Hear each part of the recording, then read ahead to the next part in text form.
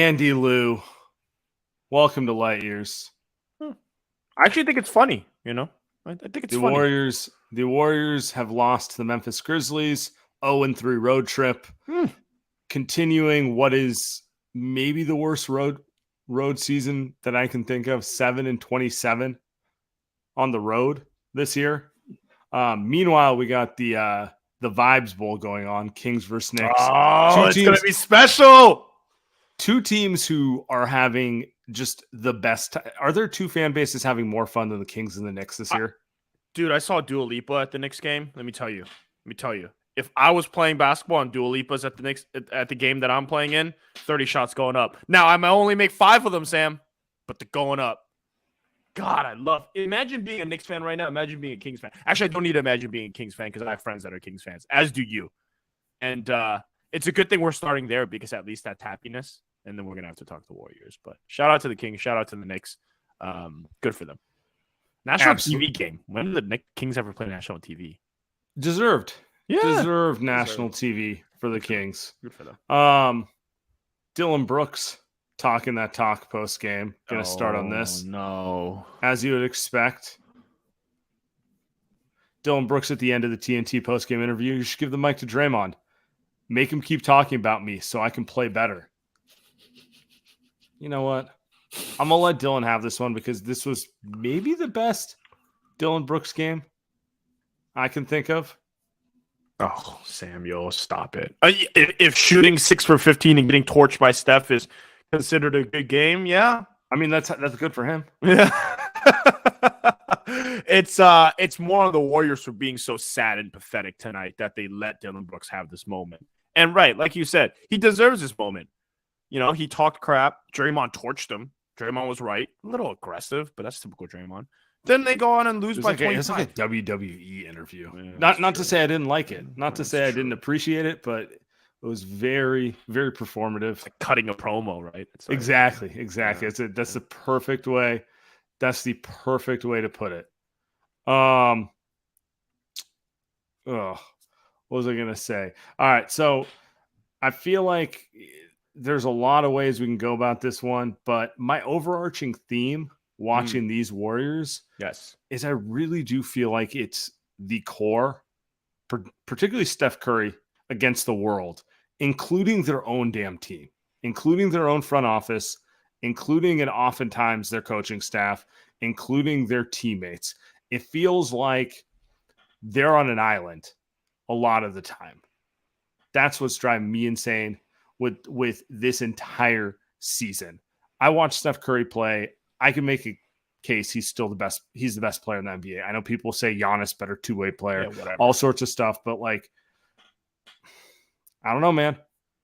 He seems to be able to do whatever he wants against whoever he wants at any time. Let's start there. I'm okay with starting there. I tweeted today that you can make an argument that Steph at his age and size, 35, and 6'3", and the way that he's playing right now looks like he's in his prime and only getting better tonight. Again, great. You can argue that he is the most skilled player in NBA history. Mm-hmm. I think it's pretty. He can't rely on anything. He can't rely on the fact that he's 6'10". He can't rely on the fact that he's the strongest dude in the world. He can't rely on the fact that he's super athletic, right? I'm talking about your Giannis's, your MJs, your LeBrons, your Kobe. Like, he can't rely on any of that. Tim Duncan's. Like, dude is his size, and he's still able to get out there and get absolute buckets. Dillon Brooks tonight, considered playing well, got absolutely destroyed by Steph. So, yeah, dude, I don't think it's close. I think Steph is the most skilled player in NBA history, and it's very sad to watch him try to drag this team along. He can't play for all 48 minutes. Steve Kerr won't let him. But like tonight, for the Warriors to win this game, like he had to play the entire fourth and entire third, and obviously he didn't, and the Warriors lost. So they made 3 separate runs where it felt like they were coming back into it, and each time it was kind of like, okay, Steph has to go to the bench and curtains. Yep. That's it. Yep. That's it right there. You know, he and Steve obviously called it off at the end there. He was about to give him a last run at it just to lose by 6, you know, right. instead of 20. And it's frustrating. And I want to tie on to it. Klay Thompson and Draymond Green. Klay did not have a particularly good game tonight. Terrible. Draymond had a so-so game. Actually, it's a pretty solid game. It's okay. It's okay. Yeah, but like to be frank, both those guys can play at a higher level than they played tonight. But the thing that sticks out with me is those three guys often feel like they do not have the support that they need from the organization anyway.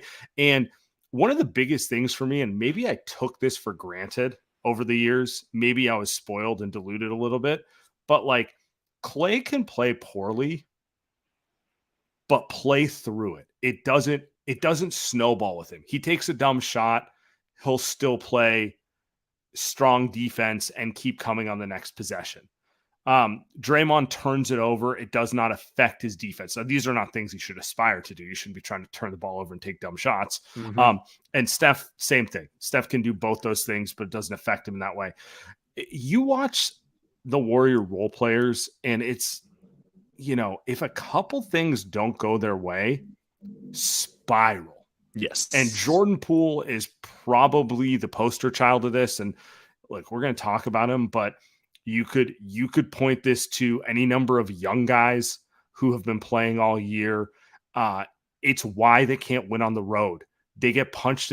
One thing goes against them, and it takes them a quarter and change to figure it out, instead of, I guess, what we're used to with the core, which is they're mentally tough. They can deal with the fact that if they make a mistake, there's another play. Like basketball game, NBA game, there's 100 possessions on each side. You're going to make mistakes. What you can't do is let one mistake turn into 10 wasted possessions. And that's how they feel. And that's why I feel like it really is just the core sitting on an island by themselves. They don't have support. Coaching staff, I'm not sure. Like, I don't know why they started 3 guards. That was an abysmal. Four guards, sorry. Yeah, abysmal. Might as well start 5 guards if you're going to go that far, right? Like, do that sort of stuff. And then we've talked about the front office, like the roster, just poor roster construction for a team with title aspirations the whole way through. Like, just frustrations up and down for me.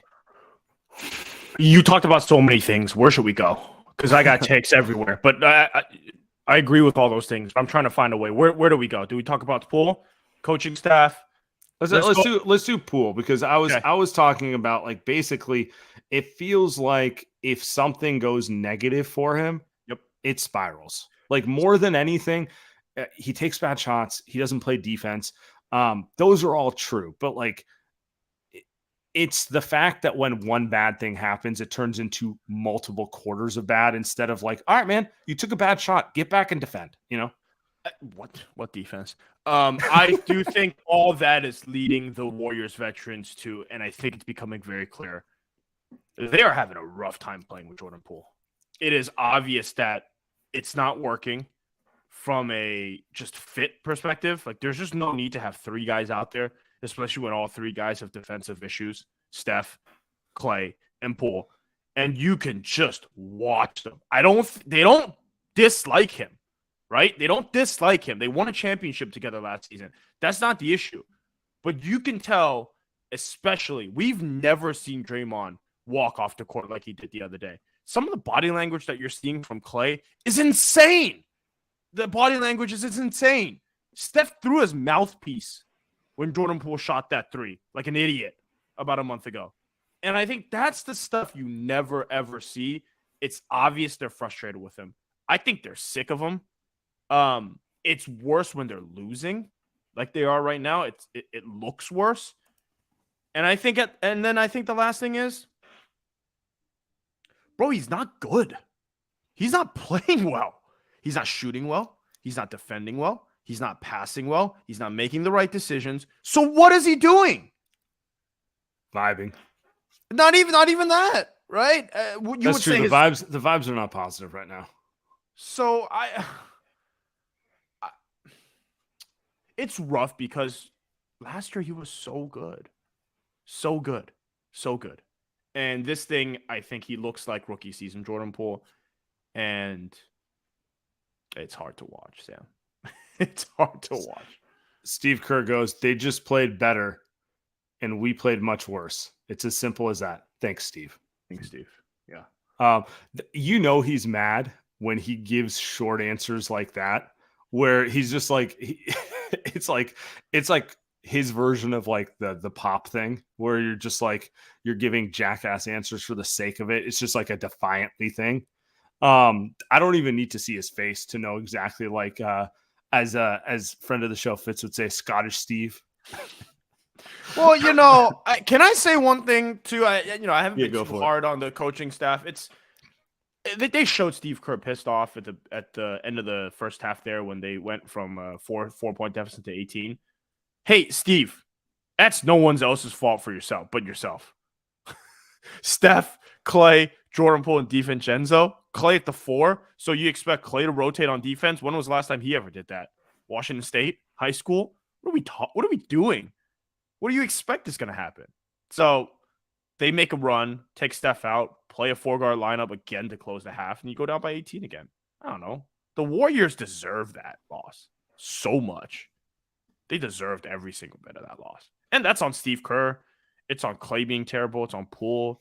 You know what I mean? Jonathan Kuminga, we're going to get to him. Rolls his ankle in warm-ups. What the hell is going on? Yeah, that was going to be my next thing. So, like, I don't want to say we buried the lead, but obviously Jonathan Kuminga gets hurt in warm-ups. Most people listening to this probably saw the clip of it. I don't think I've ever seen a player get hurt in warm-ups, much less 2 in 2 consecutive days. You know what I'm saying? Like, it's just bizarre. This entire NBA season has been bizarre with health in many ways. And from the Warriors' perspective, sometimes it feels cursed.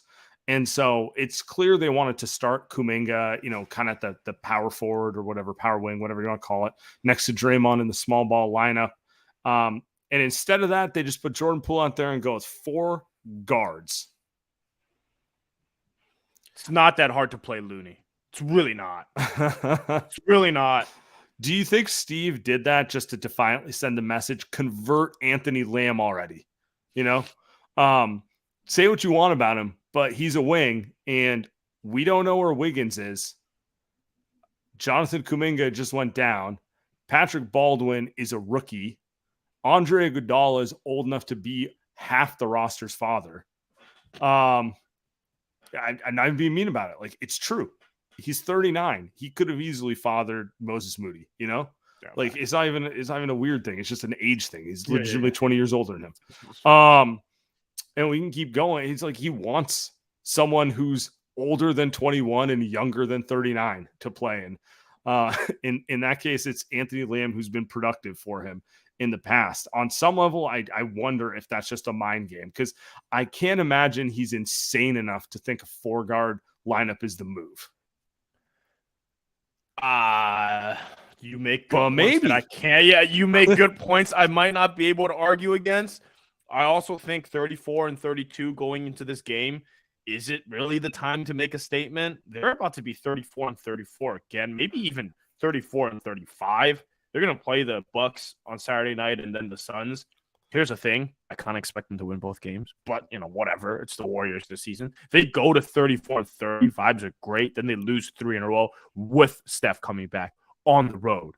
Can you imagine what would have happened these games if Steph didn't play? Mm-hmm. Like, as if these games were like good, like, it probably would have been even worse. So just for standing's sake, I'm going to pull it up for the YouTube viewers, but if you listen on the podcast, I'll repeat it out loud. The Warriors are tied record-wise with the Dallas Mavericks and the Minnesota Timberwolves, 34 and 33. Right now, the tiebreakers are in the Warriors' advantage, but there's a lot of basketball to be played. Those tiebreakers are not set in stone, just to be clear. So it's one of those things where it's like, they could easily end up in the play-in. This is really, like, we joke about it. Last week, we're like, they're not going to be in the play-in. We're good, 34 and 30. Season's turning. Can they get to the 4 seed? Blah, blah, blah. And a week later, it's like, dude, they're playing the Lakers in the play-in. Lot of time to come through at this point. It's just frustrating. I don't know how else to put it. Oh, we got a special guest. Friend of the show, McWalters, and dare I say the the vanguard of the light years playback room. Ah! The vanguard. I'm trying to think of the appropriate title. Thank you. We're in deep trouble. I mean, do you think we win more than 2 more road games? I mean, Jesus! Like, I sent a link in the thing for the worst records in NBA history on the road. We're on pace if we don't win another game to catch the Mavericks. We can't have the worst because the worst is 6. The Mavericks did that one year, but the year before they had only won 7 on the road. And they're pushing, and I mean, to your point, I'm going to pull it up right now so everyone can see it. They're playing a lot of good teams the rest of the way. There's no way around that. Obviously everyone knows Milwaukee on Saturday, Phoenix with no Kevin Durant on Monday, but you have Clippers. All right, Hawks aren't good. But then back to Memphis, Houston, Dallas, Philly, Minnesota, New Orleans. San Antonio's not good. Denver, OKC, Sacramento. You're playing a lot of teams. 2 wins, maybe 2 road wins. Relax. Not great. It's not great. And we'll see where we're at injury wise with Kuminga and whatnot. They said the results were negative, so maybe he's only out a week or 2. But it's just disappointing. A week or 2 is the season. I mean, it's like the KD thing. People are saying, reevaluate in 3 weeks. It good. The doctors are like, that's not a bad thing. I'm like, the season's a month left. You reevaluate in 3. He's back in 4. The playoffs are starting. It's not like you can just reinsert him in a championship. Anyway, at this point, the frustrating thing about this team is like, you got to get guys back. Wiggins, where are you? GP2, when's the reevaluation date? And Clay looked like he was injured tonight. What was that? Or was he just mentally hurt? Jordan Poole's been mentally hurt all season. So it's like Draymond Green's now got a large wrap on his left hand, though it didn't really stop him from kind of doing his usual. It's not like he shoots anyway, but going down to crunch time, every game's a must win, and the Warriors played tonight like it was a preseason game. So. Yeah, and it's just one of those things where it just seems like we're snake bit. But the thing is, the roster was constructed in such a way that we couldn't hide. We couldn't hide some of the stuff that's coming up. And that's the disappointing part, is that the hardcore fans, the ones that we have in the Light Years Discord, who were upset about the path we were going down, that left us no wiggle room for injuries, that left us no wiggle room for things not working out perfectly, followed by, Poole's confidence being punched out of his soul. We left ourselves no margin for error, and we're just seeing a lot of error. And there's just not much we can do about it. And we just got to hope and pray that Steph is the all-time greatest great, and that the hot streak that Clay was on continues, and that Draymond doesn't get hurt. It's a lot of hope and prayers and duct tape, and oh my gosh, it's just disappointing because the West is open. If the West wasn't open, I think we'd be more resigned right now. But because it's wide open, it's just heartbreaking because it's right there to be taken, and we just can't do it. And I got to call out the elephant in the room, which is Andrew Wiggins. Does Wiggins solve everything? No. Is he a wing, which they currently have none of, healthy? Yes, and a high-level one. And this is the 10th game he's been gone. And at some point, there has to be a little more communication. I don't need to know what his personal situation is. I quite frankly don't really it doesn't interest me. I'm not into the TMZ type of stuff. But I think the team has an obligation to communicate if he's going to be back, when they expect him back, something other than this. I've never seen a situation where a guy leaves the team for a personal reason and there's no communication. Everyone's just like, all right, it's cool, particularly in this stretch of the season, So it feels, it's just, give me something. Let me know that you expect him back in a week and maybe he needs another week or 2 before he plays. So my mind can prep with the idea that all right, we're talking about March 23rd before Wiggins sees the floor. Right. Or let me know he's not coming back. But this whole just not letting anyone know anything. Yep. It's it's pointless, right? Yeah, it's getting. I mean, it's getting a little. Well, Again, like everybody ends their thing about Wiggins is like a praying for his family. It's like, bro, does anybody know what's going on with his family? So that's the frustrating thing about all this. That's just people online not wanting to say the wrong thing. Like I understand the sentiment where it's just like, bro, I promise I'm not going to think anything less of you if you don't add like emoji prayers at the end of your tweet, you know? I mean, Kerr and stuff is even saying it in his updates. Like we're praying for. It's almost like he's got the same problem. Like he doesn't have the information either, and it's like I guess we just have to assume it's. Here's the thing too. They don't need Wiggins to win these games. To beat LA with no LeBron, you needed Andrew Wiggins. In Memphis, Memphis is close to a collapse. You needed Wiggins. You didn't need Wiggins to beat that team. And so you watch these games and you're just like, they don't actually need him to win these games. Just Yeah. I mean, I kind of disagree with you. I think they need him because something's going. Poole is deep in his head, right? Yeah. And they're just, you start looking at the lack of players on the roster.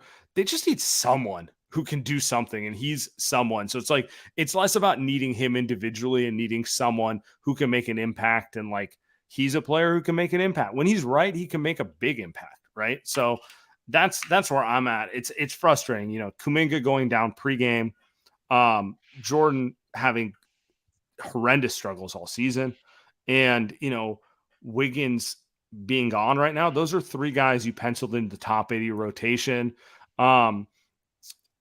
It's that kind of sums it up. It's like, that's kind of where my start came from, where I was talking about, like, it feels like the core is just the core against the world, and they're just hoping to get support in any direction. You know, are they getting support from anyone right now? And that's not happening. Definitely not on the road. That's for sure. Yeah, absolutely. And they're a bit Jekyll and Hyde. And again, role players play better at home, right? Is the adage. Well, when you build a roster with a bunch of young role players, that's what you're going to get. And the hope is that the vets can come through and carry us. And it just, for whatever reasons, injuries, you know, missing time, just hasn't allowed us to do so.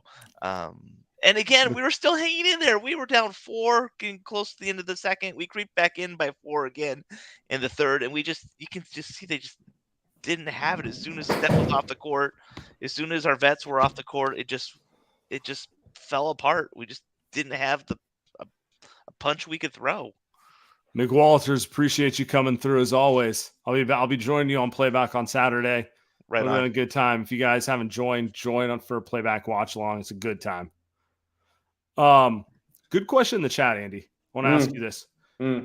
Mike Crowd goes, they're too small, unathletic without Wiggins. I agree with him. I think, let me make the case. From a roster construction standpoint, they have too many guards. There's too much of a the roster is kind of built with this assumption that Wiggins and Kuminga will always be healthy, because everyone else is kind of like 6'4", 6'5". And when you don't have Wiggins out there, it kind of shows that, you know, the 4-guard lineup almost felt like we were being trolled in some ways, right? So I just feel like it comes back to the roster construction issue. Like, could you have acquired another 6'7", 6'8" guy who can do, you know, probably not the same things as him because he's $100 million player, but like some facsimile of it, you know? I don't actually. They have a Jordan Poole problem. Okay, it is what it is. Because it doesn't matter. Get yourself a Jared Vanderbilt. Dude's not even playing on the Lakers right now. Get yourself X player. Get yourself Jalen McDaniels. Get yourself Y player. Let me tell you something. Steve Kerr's not playing him. He's not playing him. Doesn't trust him. He's gonna have to play the offseason first. Their problem right now is that a Steve Kerr problem though? I don't know. Steve Kerr's won a lot of titles with this team. Like, I'm okay saying, like, you know, give Steve Kerr vets, right? Like, their problem right now. Let me ask you this question, Sam. Is Jordan Poole a Steve Kerr player? I'm serious. I thought that was just a rhetorical. Because it doesn't fit. When your best 5 guys on the court or on the roster requires you to play Jordan Poole along with Stephen Clay, it's not going to work. Yeah. It's not going to work. It's not going to work defensively. It's not going to work offensively. Ironically, it's not going to work offensively because Clay doesn't have the ball in his hands. He's not in rhythm. Jordan Poole can only play the ball in his hands, and you're taking away from Steph, who is the best offensive player in the league with the ball in his hands. And you're giving it to Jordan Poole, who's terrible with the ball in his hands this season. So offensively, it actually doesn't work. Now, if you change that player, and you trade him, and you get someone else who's a $100 million player, then it's a better fit. I think that's the problem. You can get yourself as many Vanderbilts as you want. It doesn't change that. At the end of the day, if you're going to have to play like today. You hear that, Tommy? Vanderbilt's not changing everything, my bro. Doesn't really move. That's the problem. And tonight you see it. And really, honestly, like all season, because we've had to see it all season. They've paid him this much money. They have to play him. Technically, the money doesn't hit till next year, but right. I know what you're saying. Yeah. It's like everyone's like, well, why don't they just sit him? Are you gonna sit him? Make it $140 million. I've got people in the Warriors, like associated with the Warriors, telling me like he's not making 140, like he's not making the money this season. I'm like, are you really telling me about a technicality right now? Like that money's not going anywhere. He's getting paid. Like, so you could tell the Warriors are a little offended by this, but when you consider inflation, it's really just like 130. You know, it's not that bad. Yeah, the Draymond punch inflation. Oh my God. Yeah, he's it does. So I can get behind that being the biggest thing, but like there's a lot of issues with this team. They need to get bigger on the perimeter is my biggest thing. But like, you know, what if they just simply get Wiggins and GP2 back? Isn't that just 2 elite point of attack defenders? Doesn't that just fix everything? Alex asks, fair question, but Kerr really does feel like he lost the locker room. He has that look on his face lately. He knows this is last year. He has only 1 year left on his deal. He's a lame duck coach. Let's start with the first one. Okay, first off, we'll tackle the other stuff later, but like obviously Bob Myers' contract and Steve's after it, like those are big things, and we're not doing that today. Do you think Kerr's lost the locker room? I think Draymond's lost the locker room. Is that a better way to put it? Yeah, I think so. I think because I do agree with you. Here's my perspective, and tell me how you land on this. I think there's 2 Warriors. I think there are the old guys who want to compete now, and then there's younger guys who want to establish themselves in the NBA. And, you know, ironically, 2 timelines, you know, and they're not coming together. Last year it came together because it was mostly the first one. There was a few young guys, but they did not make up the whole locker room. This year, on some level, it feels like they won a title last year, and there's players who are more interested in showing what they can do than trying to repeat. Meanwhile, like, you know where the core guys land. They know they only got a couple of years left in the league, you know, maybe 5. Who knows? But you get what I'm saying. Like, it's just you have a different perspective when you're 23 and you just want a title, and when you're 33 and you've had multiple surgically repaired legs, and you're like, I don't know how many more years I have in this. I want to fucking win as much as I can. I mean, that's why Wiseman was traded. I mean, it's literally, we're watching. You're not making shit up. It's what happened. Wiseman wanted to do what he wanted to do. People think I'm making shit up, but, you know. He got traded for nothing. He got traded for a dude that can't play. The Warriors could have just brought him back, and the Warriors said, no, we want the guy that can't play. That's what happened. So the Warriors vets want to go one way. These guys want to go another way. I think you look at guys like, am I really going to do Jordan Poole again? He hasn't gotten any better. Got his contract and hasn't gotten any better. And so I think, you know, maybe you could say it's 3 versions of the Warriors, because you don't think Moses Moody is unhappy right now? Moses Moody should be getting 20 minutes a game. with the San Antonio Spurs. By the way, shout out Moses Moody for, chugging along as a trooper, because there's no way he's happy with this situation. No, Kuminga's not happy. How can he be happy? Kuminga plays 20 minutes, but he only just started playing 20 minutes a month ago. He was benched starting the season. They were focusing the team on Wiseman, putting Kuminga at the 3. You talk about like single-handedly trying to tank your own young player, right? Like their chances of succeeding. I mean, look at that. And you're right. The veterans are annoyed because they're going out there and they're putting up good numbers to start the game, and then it's a minus 15 with the bench. And then also they haven't been great in crunch time. They've been losing games in crunch time. So again, it's not like we're blaming one or two separate things. It's everyone, dude. Kerr hasn't been great. Steph's been hurt all season. You had a great tweet today. You know what I mean? Like this game where it was just Steve didn't put him in the best position. The front office didn't put him in the best position. The players, like, what's going on? He's hurt. Steph's hurt. I mean, like all this stuff together. Mm-hmm. And you have a 34-33 record. A team that has the worst road record in the NBA, despite being defending champions, and they still have everyone on the team. It's not like they traded Steph. It's a special version of fuckery from the Warriors this season. Let's get to the voicemails. Yeah. Now we're just going in circles. Yeah, let's get to the goons. Bro, I drove from Orlando to New Orleans, and then to Oklahoma City, then to Little Rock, and then to Memphis, just to watch this sorry joke of a basketball team blunder 2 games back-to-back. Like, it's got to be the lowest point of the season, right? Jordan Poole is maybe the worst 22-point game I've ever seen. Looks like he forgot to play basketball. Terrible loss. To answer your guys' questions, the 3 Warriors players who came to Disney World in November, you both got 0 out of the 3 right. Bad. Whoa. The 3 were Moses Moody, Kevon Looney, and Steph Curry. What? Love you guys. Hopefully the season gets better from here. If not, fuck it. Go Warriors. That is such a wholesome Disney World trip. I wish I thought about it. First off, Moody, Looney, and Steph. Like, is there a more wholesome trio? Come on. I love all 3 guys. I love all 3. Have I ever said a bad thing about Moody, Looney, or Steph? I mean, those are the 3 guys I've never even thought about slandering. So, okay, let's break down the reason. Andy's just wishing he's riding the teacups with them. going in circles. By the way, those are the 3 timelines, right? You've got the rookie timeline, you've got the middle tier timeline, then you've got the Steph championship timeline. It's cool, man. 0 for 3. Good on us. No, Jaren Jackson Jr. is not better than Prime Dre. Yeah, come on, let's keep it moving. Appreciate the donation. We got a special guest we're gonna bring in real quick. Ooh. The Meekus.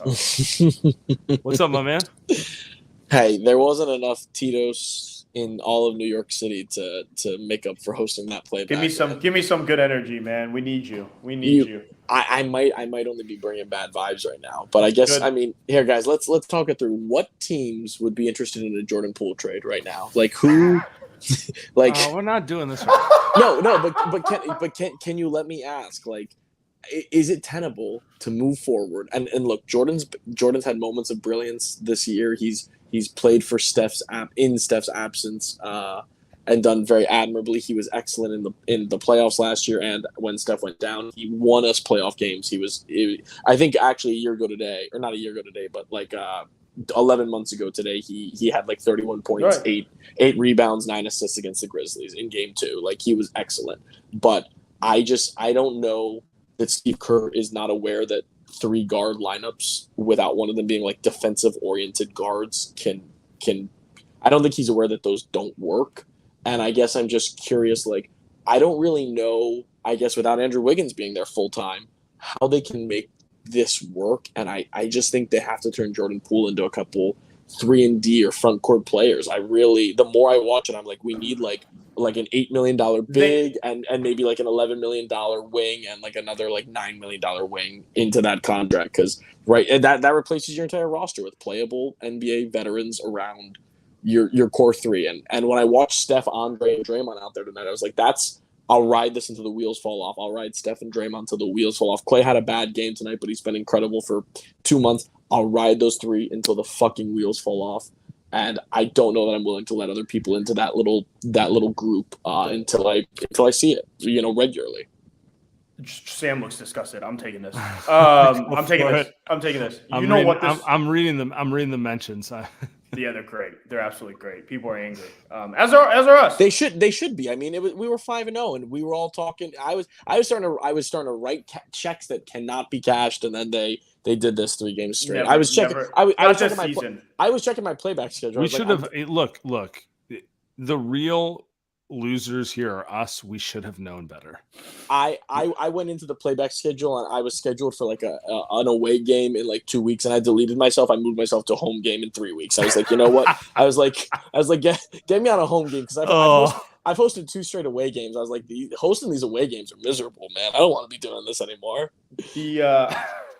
There's a lot of D'Angelo Russell stuff here that I think is you saw with the Warriors and what they did with that. They're never going to move someone like that for multiple pieces, just because that's not what Joe Lacob's going to approve. Like he's not going to approve a trade like that. Maybe. Like it'd be a splash. Like they'd have to get if you're talking Orlando, they'd have to get they're not moving Franz Wagner, right? But it'd be some kind of like that type of like, hey, can we rehab him, or can we get him to be an elite 3-and-D wing guy? So shout out Jonathan Isaac, who needs a lot of rehab. No. I'm out on that one. Just the injuries are too much for me. But I was beyond just that. Easy joke for me. But somebody mentioned the anti-vax James Wiseman. Oh my God. Okay, get him on here, I guess. No, he can play defense. At least he plays defense. At least he plays defense. I was like, no, don't go too far. He's been on Twitter defending political stances long enough. He knows how to defend. Okay, well, let's get off the Poole stuff. Where are we going next, Mikas? Where are we going next? I guess it's just like, what is the outlook? Do we think Wiggins is back in 2 weeks? I don't know. 14 days. There's only 30 days left. I think there's only 30 days left, man. But actually, really, the playoffs would start on the 12th, right? It's the 9th today. I think I was looking up the schedule. I think KD is literally going to be back right when the chaos. They're going to be back. They're going to be back. Based on the timeline. Yeah, 5 days before. Yeah. I don't know, man. Mikas, gonna let you move. Hey guys, keep it. All right, let's get to the next one, Timmy. I'll just say this.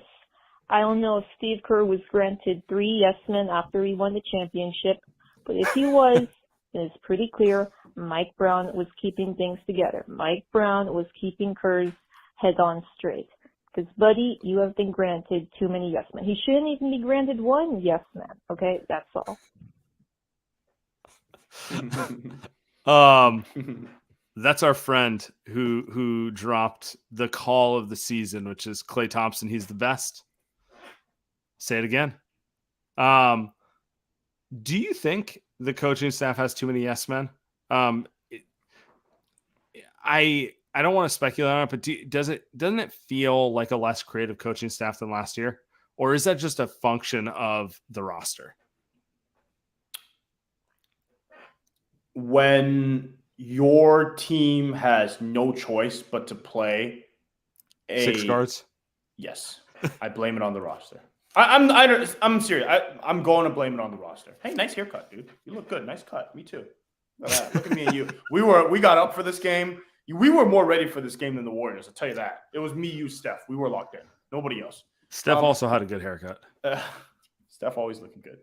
I blame the roster, man. What the hell are you supposed to do? You can put as many exotic defensive coverages. It's not like Kenny Atkinson's a scrub. That guy is going to be a head coach next season. And so he's already been one, by the way. Yeah, right. And he rejected the Charlotte, which good, right? Smart move. Smart. Really smart move. Well, maybe they get Wemby. But you just Damian Lee, I despise watching him. Knew how to play defense. JTA definitely knew how to play defense. Nemanja Bjelica, been in the league for 10 years, knows how to play defense. Also European. They always know how to play defense. Otto Porter, always been an elite defender his whole career, even before his prime. Was really good even at Georgetown. Just name 4 dudes, 4 vets that knew how to play defense. Right now, can you name 4 players on the team that knows how to play defense. Yeah. No, I get what you're saying. It's I think ultimately it is kind of a roster issue. I'll blame the coaching staff for being uncreative when I know they have a bunch of 28-year-olds who know how to play NBA basketball. Before the next voicemail, can we throw up one of these Wiseman comments? It's starting to annoy me, and I want to address this. I'm in a bad mood tonight, and I want to address one of these Wiseman comments because I don't know why everyone's talking Wiseman in the comments. By the way, appreciate everyone that's watching on YouTube live tonight. Just going through therapy with us. I've watched the Wiseman games, unfortunately, but I would like to see him succeed. And everyone's in there talking about how great he's playing. Everyone's talking about how great he's playing. Guys and gals, he is exactly the same player. He sets a screen. He goes to a low block. He gets the ball. It's not a screen. Like, he scores 18 points. It's layups and dunks. It's hook shots. It's the exact same. Go watch the games. Go talk to the reporters that watch the games. Exact same. Defense, non-existent. Exact same. But you know what? It doesn't matter. The Pistons suck. They just shut down Bojan Bogdanovic. They're not trying to win. They're trying to get Wemby or Scoot Henderson. So who cares? And you know what? He gets to learn how to play defense to get through those mistakes. But at the end of the day, he is the exact same player. I implore you, just watch 5 minutes of James Wiseman. Sam, that's it. I'm done. 0-10. Anyway, next call. Hey guys, this is Greg from San Jose, first time caller, long time listener. About 9.5 left in the third quarter. The Warriors are down 15. My question for you is, when GP2 comes back, or if he comes back, and he's fully healthy, fully himself, the GP2 we know and love, is there any legitimate reason to play Jordan Poole in the playoffs? Like, what is he bringing to the table that the Warriors cannot get from Dante DiVincenzo, Gary Payton, Steph Curry, Klay Thompson, all the other guards? What is the point of playing Jordan Poole in the playoffs? I can't figure it out. Right now, I think there is no point. What do you guys think? Thanks. Love the show. Appreciate the call, my man. Shout out San Jose. Let me take a first stab at this one. Okay. I'm not willing to go that far, but the more he falls into this kind of, I don't know, in his head, I guess is the best way to put it, the more I'm like, he might only play 12 minutes a game, 15 minutes a game in the playoffs, if this is what we're coming down to. Because to the caller's point, if they're fully healthy, they have more options. They need him because he's the only guy who can kind of handle the ball and score if Steph's off the floor. But it's hard to see him playing 25 to 30 minutes a game like he did last year. Definitely not at this type of play. People are asking me when GP2 is coming back so he can play Poole's minutes. I don't know, man. Can't help you. No idea. Didn't even see him on the bench this road trip. Assume he's still in the Bay Area rehabbing. So they might just have no choice, man. Also, just Jordan Poole's got insane confidence. At some point here, he's going to make shots. We've seen it. Is he going to shoot 48% from three for the playoffs? Dude, he might. He's that confident. And that's what we loved about him. That's what you loved about him. You were in on Jordan Poole more than I was. Correct.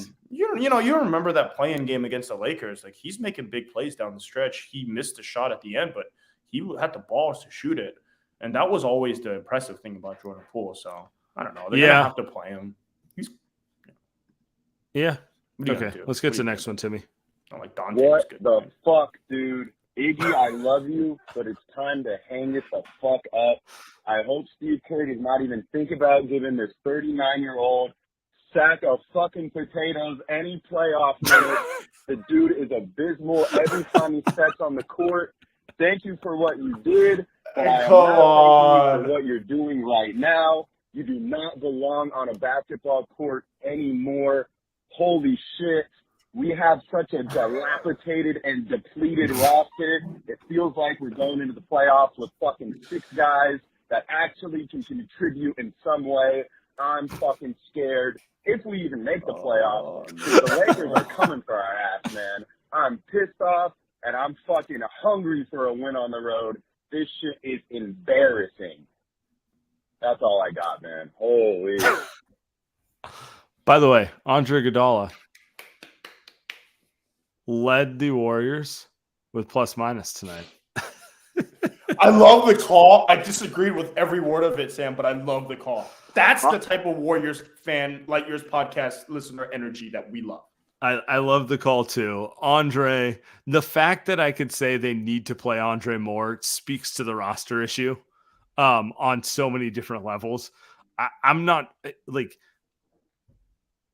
how many hours of therapy do you think Andre's getting after this game? Before and after. How much massage treatment are we talking about? How many different things hurt for him right now? His head watching this team play defense might be the worst part of it. I actually thought he played pretty well tonight. He just couldn't make a shot, but whatever. Yeah, he missed a bunch of open shots, but like the dude, I don't think he's gonna try to shoot a layup the rest of his career, honestly. He was actually good defensively. He made good passes.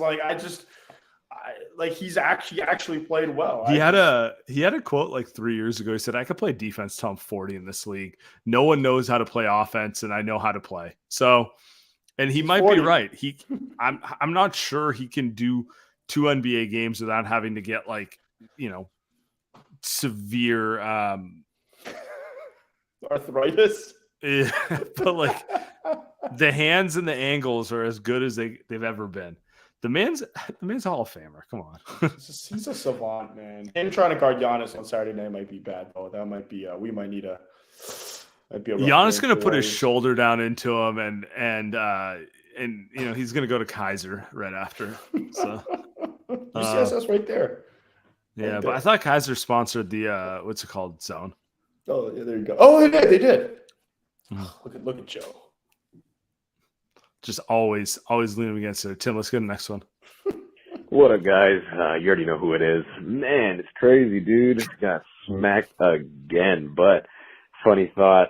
It's crazy, huh? Like the Dubs just randomly travel cross country, racking up miles on Delta or whatever, just getting really some long distance cardio. It's like they're training for a marathon instead of trying to win a basketball game. It's pretty crazy, man.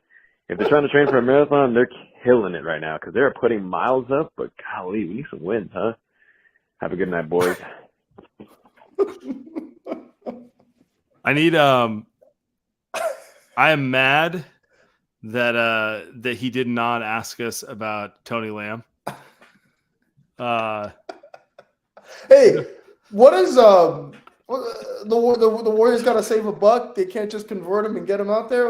What I'm not a Tony Lamb guy, but geez, man, they could have used him tonight. Could use him the last couple games. That's do you think Steve writes emails to Joe? Do you think that's how he communicates? Do you think he sends an email going, missing Tony? Steve would have made a difference. Would have connected a bunch of lineups. When did that connector phrase start? Bro, the connector thing, like it's like the nerd term du jour this year, and I'm so sick of it. Even though it's like logical and I get the concept, like just kind of like the role player who like fits everything together and connects a lineup. Like I totally get it, but it's every year there's like a splashy nerd thing, it's like the Robert Covington of terms. The Warriors could use Rocco right now. I will never forget top blocking. I will never forget top blocking. I actually forgot about that one. The best of the worst. And it was used a year straight after KD said it, and nobody says it anymore. And it was just peak nerd stuff. Right. Can we take one trip down memory lane? That was my favorite. So KD scored 7 points and I was at that game. That was one of the most frustrating Warriors games I'd been to in person. Little did I know what was coming ahead. They had a 20-plus point lead on the Clippers, whose best player was Patrick Beverley. I guess their best player was Ricky Shea. Yeah, good job trading him, guys. Good job. Anyway, they were up 20, and the Warriors they were up closer to 30. The Warriors systematically bleed that game away. And KD refuses to shoot the ball while clapping at everyone the whole time. This is like peak, like toxic KD. You know, he had just yelled at Ethan, friend of the show, was not talking to everyone, was wearing like the Sub-Zero Mortal Kombat like head towel thing on the sideline. Like, you remember that look where he do that every game? Oh yeah. Just acting super emo for no reason. And everyone's like, Kevin, what happened? You only scored 7 points. And he's top blocking me. I was just like, off, man, dude. You're Kevin Durant. Patrick Beverly fronting you is not the reason you fucking couldn't shoot the ball. You were just throwing a tantrum for no reason, my man. And then he goes on the rest of the series to average like 45 points. You remember that? Yes. That's the best. Not just the rest of the series. Then he decides to tell like Steve Kerr to fuck off and just decides to go pure ISO mode and try to average 50 for the entire playoffs until he gets hurt against Houston. The KD era Warriors were special. Honestly, it's a miracle the Warriors won 2 titles. It's a miracle. And if he had stayed healthy, they would have won the third one going away, right? Like they would have won. They would have beat Houston. They would have beat Portland, and then they would have beat the Raptors in 5 games, right? And that would have just been a 3-peat, and then the Warriors, and then KD would have left. KD would have left after the third championship, still went to Brooklyn with Kyrie, and just he's a special guy. You know, I do feel bad for him. We didn't talk about KD today. Right before his first home game, he slips on a wet spot, and now he's out a month. Dude, like he can't play against the Warriors at home, which he hasn't done ever since he left the Warriors. You don't just come back and win the championship. Can you?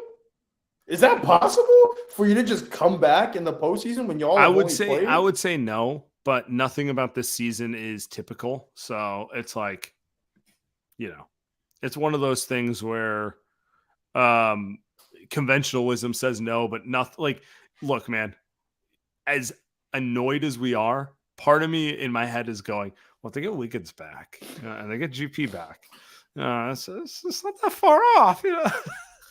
I've had enough of this. No, because you know what's gonna happen is the Warriors gonna beat the Bucks on Saturday night, right? Clay's gonna go for 35, Poole's gonna go for 28, and we're gonna sit here in this exact same spot on Saturday night. Me and you are gonna celebrate, and we're gonna talk about the Warriors being a finals contender, right? And then they're gonna beat the Suns at home again on Monday night.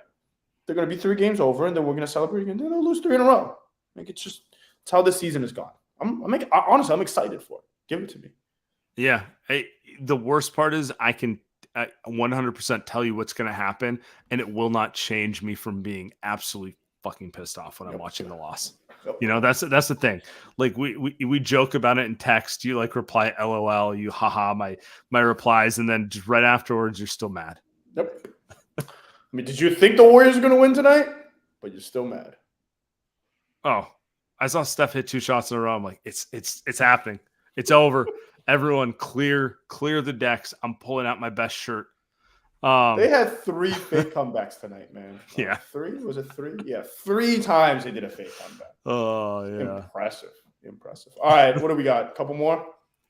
Yeah, let's do a couple more.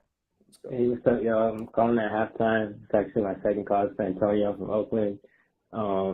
First call, I was kind of just all emotional until I really couldn't get out what I wanted to say. But, yeah, I feel like Poole is just the reason why we got D'Angelo Russell, and then he got rid of him because he doesn't fit and he didn't play defense. Poole is like that, but he can't shoot. But he could shoot last year, but it just got so much worse. I was such a believer. I don't know what happened, but I'm thinking now, like, if this is the player that he is, obviously he's not going to shoot this bad. Well, what do you guys want to do in the off season with him? How much do you think they can get back for him? Thank you. Whoa. Did he like go in the future and know I was going to talk about D'Lo? It's incredible. Well, first off, Antonio, I appreciate the call. Always call in. Good stuff. Second off, like more than anything, I think we need to be honest about it. A lot of the fan base is thinking about this, right? Like, I remember texting you that I felt like it feels like a D'Lo situation, thinking I was coming up with some like genius thought, and you're like, yeah, I've already been there. You know, and it's just like, yeah, look, man, we'll get there in the off season, but it does feel like the Poole era may be coming to an end. That's how I feel. I don't know. Because the value of Jordan Poole is you're going to hand the torch off to Jordan Poole when Steph rides off in the sunset. The problem is, can you argue that Steph is going to be very good for the next 3 seasons? And that's the majority of Poole's extension. Bingo. I think it's mostly like this guy's value is being a lead guard, but you have the best lead guard in the NBA. History. Correct. And I love the front office hedging that it's always going to be over with him.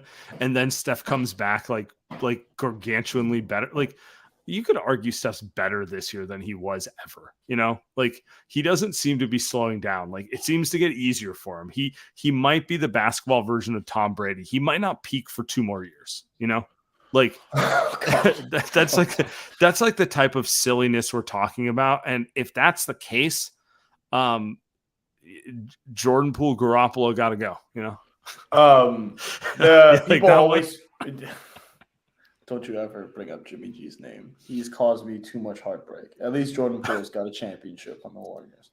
Actually, Jimmy G has 2 championships. Correct. What am I saying? There's a Klay Thompson discussion to be had. We're not going to do that tonight. Not an hour into the show, but there's a Klay Thompson discussion to be had in the place of Jordan Poole. So, just a little thought, food for thought. I wouldn't do it, Sam. I see your face. I'm saying I wouldn't do it, but I'm just saying, front office contracts up next season. I would. I do get what you're saying. Warriors are going to say, "Why are we trading him away? That means we're re-signing Klay. He's old. He's hurt." Ultimately, Nate Hoffman is correct. They're just too damn small. We're gonna have to... I don't know. Well, I mean, I think you and I agree. Like, I'd rather have more wings than guards. So, yeah, I'm not like looking for them to like, dude, they need a Plumlee, I mean, they could use a Plumlee, but they I don't know. You put Wiggins in GP too. Okay. That's our favorite phrase coming down the home stretch here is Wiggins GP2. Wiggins and GP2. I'm going to shoot that tweet off. Wiggins and GP2. All right. Are we going one more? One more and then we call it a day. We're going an hour long. What's up, Sam? Andy, hot take coming right now. I think the biggest issue with this season, we all see it. We all understand what's going on.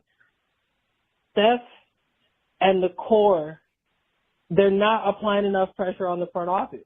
Like, honestly, keeping all these kids, I get it, 2 timeline. We all talked about it. It worked last year. We were amazed, but really we had way more vets than we do now.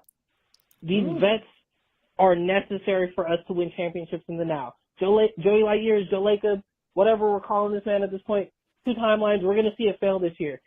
I have lost faith. We can't win on the road, so what makes us think we're going to win in the postseason? Even if the core does everything they need to do, they play right, we don't have enough defenders because Draymond, Steph, Klay, Andre, if we're even going to count Andre, he barely can even stay on the court, and I'm an Andre fan.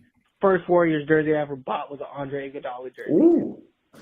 But I don't see it. It's looking ugly. Looney can't stay on the floor. We still don't have a center like per use. JaMychal Green, can you even call him a center? Like, we're missing Otto. He's not even healthy. Hey, we're giving love to He's JaMychal. not even healthy.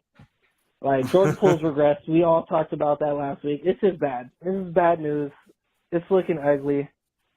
I guess it's baseball season now. Go Giants. Wow, what a call! Well, you got a Giants cap? Hey, by the way, the Giants beat Team USA last night. Do you see that? Sean Manaea throwing 95. You see that? Yeah, that's my team. Farhan Zaidi, I'm back in. You ride with Manaea. I'll let you know how that goes. You get a lot of W's against the Diamondbacks. Gonna run through the Reds with my guy Manaea.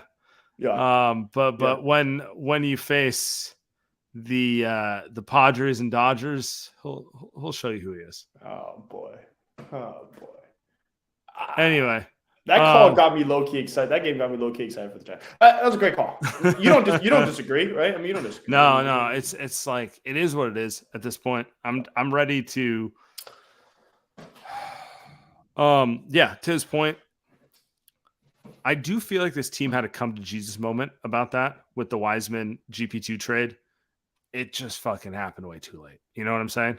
Like, it would have been cool if you guys came to that conclusion in July instead of February. You know what I'm saying? That's kind of where I'm at because it is true. I do think Kuminga, Baldwin, maybe Moody can be developed while competing, but that's my point. Like 2 to 3 guys being developed while you have a bunch of vets and like contributors makes sense. Trying to develop 6, 7 guys and competing, you're just going to end up where the Warriors are right now, which is 500. See you Saturday night. All right. Appreciate it, everyone. Hope you enjoyed it.